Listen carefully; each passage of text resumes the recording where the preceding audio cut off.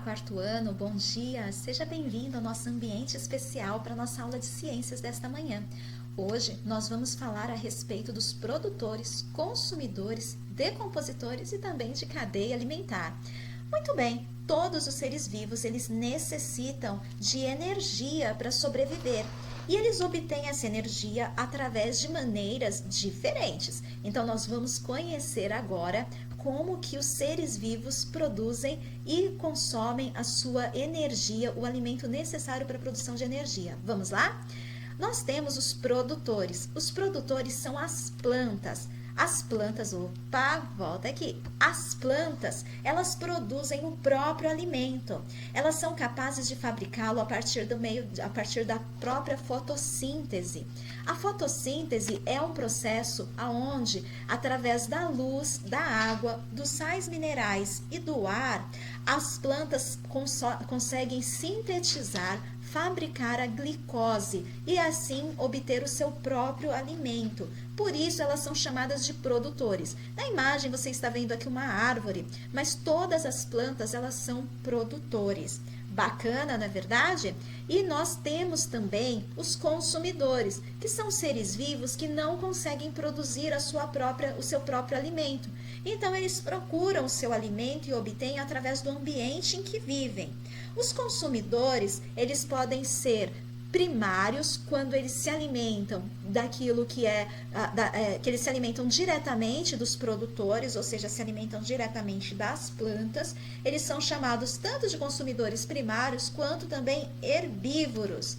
E nós temos também os consumidores secundários, que são aqueles que comem, que se alimentam da carne de outros animais, sendo assim chamados carnívoros ou então consumidores secundários.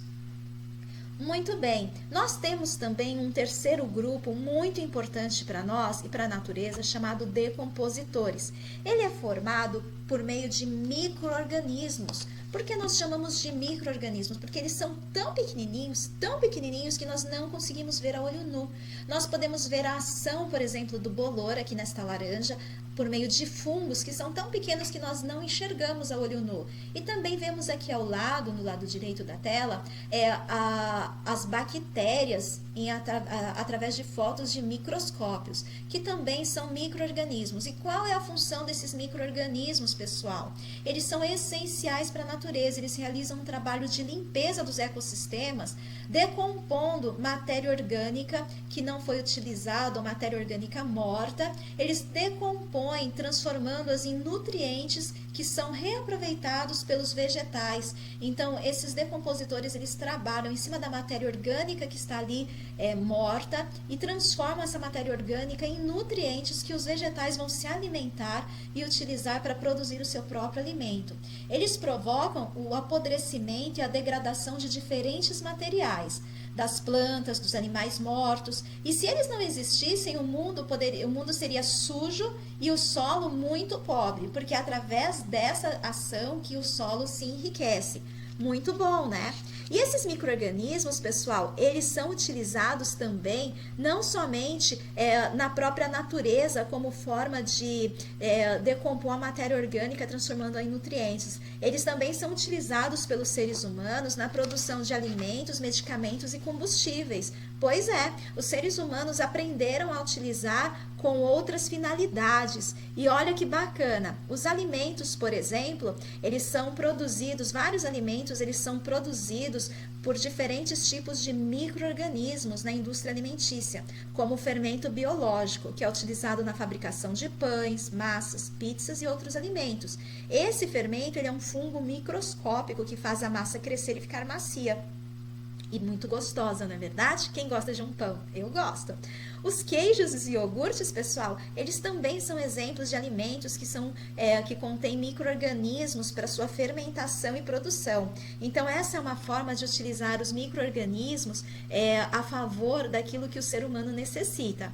Outra maneira é através da produção de medicamentos. Alguns dos seres minúsculos que vivem no ambiente, eles produzem antibióticos. Desde que foram descobertos na década de 1920 por Fleming, a penicilina, né, é um tipo de remédio que tem salvado muitas vidas, que são os antibióticos. E eles são produzidos a partir de fungos da natureza. E aí eles são purificados, concentrados em laboratório e transformados em medicamentos que salvam vidas. Olha que coisa importante o trabalho desses decompositores, desses micro-organismos. E existe ainda a produção de combustíveis. Por exemplo, o etanol, ele é utilizado como combustível nos veículos brasileiros. E ele é produzido graças à fermentação da cana-de-açúcar. Essa fermentação é obtida através da atuação de um fungo microscópico. Muito bacana, né, pessoal? Embora os micro-organismos, turma, eles sejam utilizados, alguns são decompositores, nem todos eles são benéficos. Alguns podem ocasionar doenças. Como vocês bem sabem, as infecções podem ser causadas por bactérias que não são boas para o nosso organismo. Então, nós vamos estudar isso mais adiante. Por fim, turma, todos os alimentos eles provêm dos vegetais, que são os produtores dos ecossistemas terrestres e também aquáticos. Olha aqui essa tirinha que diz, a garota pergunta, a garota observa, né? Se apenas os produtores podem produzir o seu alimento, isso significa que os consumidores dependem dos produtores. Nós também somos consumidores. Todos os alimentos vêm direto ou indiretamente das plantas. Será? Como que o queijo que eu comi pode ter vindo das plantas? É fácil explicar. O queijo ele é feito com o leite que veio de uma vaca que comeu capim. O capim é um vegetal produtor. Então, turma, todos os alimentos, direto e indiretamente, eles vêm dos produtores, dos alimentos vegetais do nosso ecossistema. Muito bom. E a relação entre decompositores, produtores e consumidores é chamada de cadeia alimentar. Nenhum ser vivo é capaz de viver isolado, pois a sua sobrevivência depende de outros componentes ambientais. E a essa relação entre os produtores, consumidores e decompositores nós chamamos de cadeia alimentar.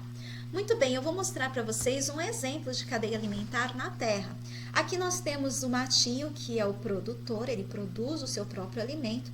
Temos também o consumidor, a lagarta, que se alimenta deste material, é um consumidor primário. E ela é comida pelo passarinho, que é um consumidor secundário. Esse passarinho, quando morrer, ele vai ser decomposto pelos decompositores, por aqueles micro-organismos, e vai se tornar novamente nutrientes para o solo. Essa é uma cadeia alimentar na Terra. Porém, dentro da água acontece da mesma maneira. Ali nós temos um produtor aquático, aí um peixe que se alimenta de plantas. Nós temos tanto peixes que se alimentam de plantas, quanto peixes que se alimentam de outros peixes. E esses peixes, eles se alimentam da planta, sendo um consumidor primário. E o consumidor secundário, que é o peixe que come o peixe menor, ele vai se alimentar deste peixinho. E também, em algum momento, quando ele morrer, ele vai ser decomposto pelos micro-organismos chamados decompositores, retornando ali como nutrientes. Essa é a cadeia alimentar. Vamos ver aqui. Todas as cadeias alimentares, turma, elas começam com um produtor e terminam com os decompositores. Isso é muito importante se lembrar, tá certo? As nossas atividades estão na página 138 até a página 142. É muito importante que você leia os textos do nosso livro antes de responder as atividades após assistir a nossa aula. Então, muito bem. Eu agradeço a sua atenção, espero você na próxima aula e a correção vai logo mais. Um grande abraço e até a próxima!